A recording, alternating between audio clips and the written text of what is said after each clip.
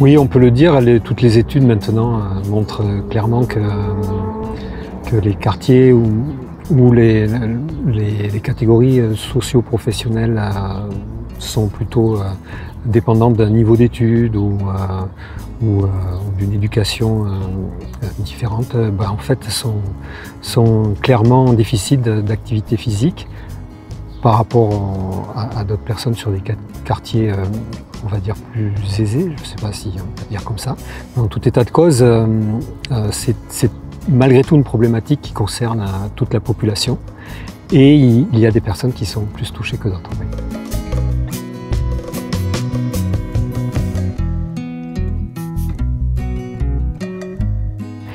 Cette mauvaise habitude, alors bien sûr des conseils maintenant, on trouve beaucoup de propositions pour continuer à travailler sur des écrans et avoir des modules qui soient changeants, c'est-à-dire qu'on peut lever des bureaux ou les mettre à hauteur de chaises. Mais ceci dit, quand même le meilleur conseil, ce serait vraiment toutes les 30 minutes, d'interrompre la position sédentaire par au moins 2 ou 3 minutes d'activité physique.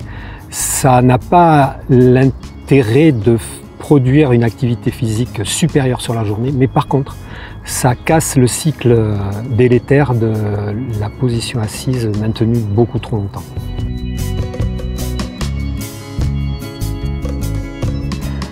Alors, en fait, de voir les personnes évoluer finalement, puisque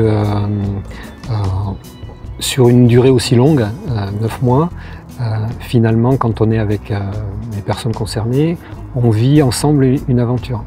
Et c'est une aventure humaine et qui est pour le bienfait des personnes, où on va travailler sur des notions de bien-être, de plaisir et de santé améliorée. Donc c'est la joie de ces personnes qui me séduit le plus, oui, au final.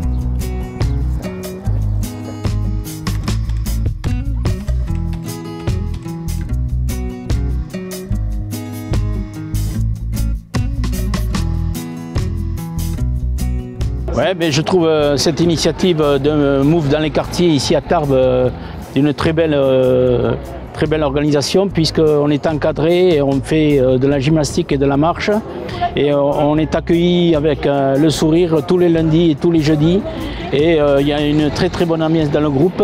Et moi, depuis que j'ai commencé cette activité sportive et de loisirs, on va dire, je me sens beaucoup mieux dans mon corps et dans ma tête, et il faut absolument que ça ne s'arrête pas. Oui, puisque déjà cet été, l'activité ne s'arrête pas. Donc pour les gens qui ne peuvent pas partir en vacances, on a l'activité qui est maintenue et ça, je trouve que c'est très bien. Et tout ça est lié à une sortie en montagne au mois de juin aussi, pour finir en pleine l'année. Donc voilà, je crois que pour tous, c'est très bénéfique.